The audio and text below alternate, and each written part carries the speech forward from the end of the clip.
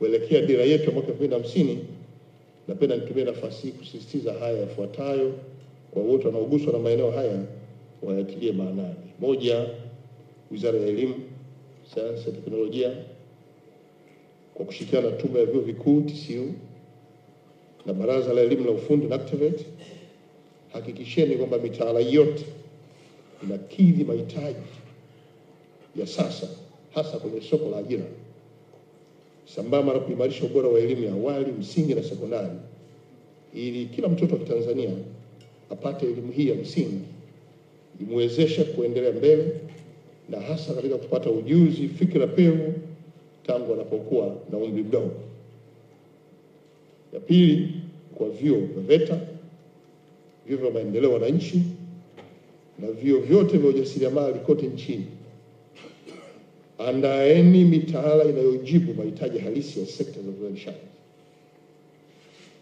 Tatu, kwa Chuo Kikuu cha Dar es Salaam, Chuo Kikuu cha Sayansi na Teknolojia cha Mbeya MUST, DIT na vyuo vingine vya ufundi, kuweni imara katika teknolojia za viwanda, nishati safi na uchumi wa kidijitali, sambamba na kushirikiana na Tume ya Taifa ya Sayansi na Teknolojia COSTECH katika kuhamasisha ubunifu unaotatua changamoto za jamii.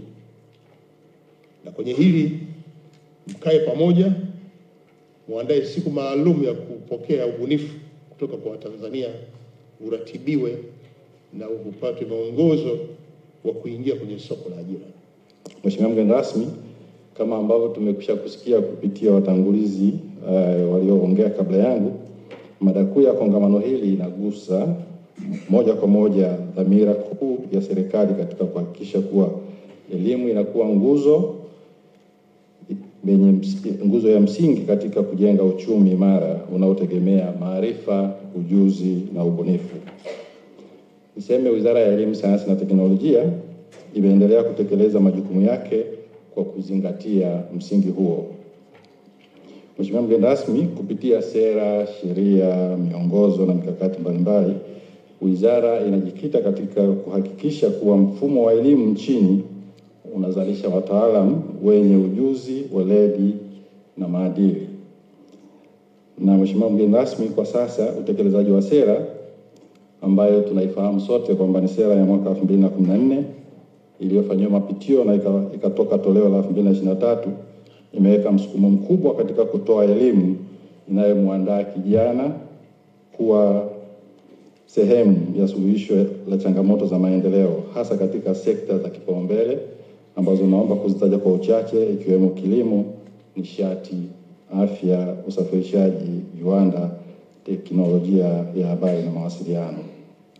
Mheshimiwa mgeni rasmi, kwa mujibu wa dira ya maendeleo ya mwaka 2050, dira 2050, Tanzania inalenga kuwa na taifa lenye ujuzi wa kati, uchumi wa kati wa juu unaoongozwa na maarifa, ujuzi na ubunifu na teknolojia. Hii inahitaji nguvu kazi yenye ujuzi wa hali ya juu katika nyanja zote.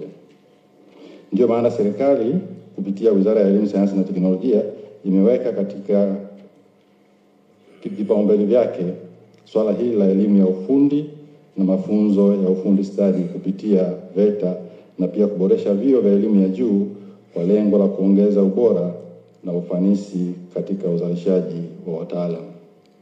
Tunapozungumza habari ya elimu ya amali, lengo kuu ni kujumuisha masuala ya ufundi na ufundi stadi, na vijana waweze kupata ujuzi ambao wataweza kuutumia kujiajiri, kuajiriwa na kuajiri wengine. Kongamano hili limeandaliwa chini ya usimamizi wa kigoda cha uprofesa cha Mwalimu Julius Kambarage Nyerere katika taaluma za umajumui wa Afrika cha Chuo Kikuu cha Dar es Salaam kwa ushirikiano na kituo cha ubia kati ya sekta ya umma na sekta binafsi, yaani PPP Center. Kongamano hili linajumuisha uwasilishaji wa mada na kufuatiwa na mjadala wa wazi utakaowapa washiriki fursa ya kuchangia mawazo, kuuliza maswali na kuendeleza mijadala ya kina kuhusu mustakabali wa taifa letu. Lengo kuu ni kuzalisha fikra na mapendekezo ya vitendo yatakayochangia kuimarisha maendeleo ya taifa na urithi wa Mwalimu Nyerere kuelekea dira ya mwaka 2050.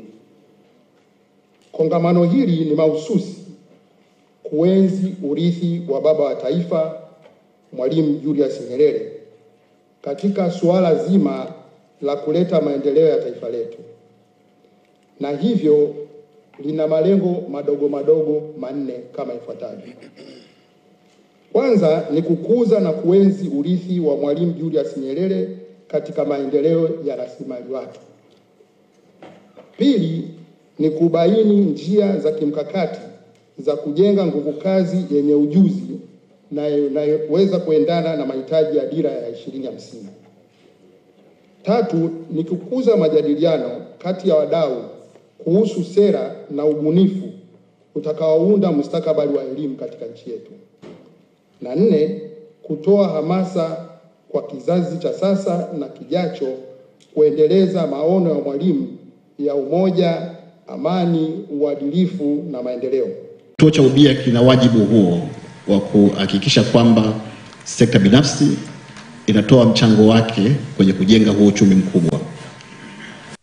Sekta binafsi inatoa mchango wa mtaji, lakini pia inatoa mchango wa teknoloji na inatoa mchango wa ufanisi ili kuweza kufikia hiyo dira ya taifa ya mwaka 2050 inayolenga kujenga uchumi mkubwa wa takriban dola trilioni 1 ambao kwa sasa katika nchi zote 193 duniani ni nchi 19 tu ambazo zimefikia kiwango cha uchumi wa dola trilioni 1 kwenda mbele, na katika Afrika hakuna.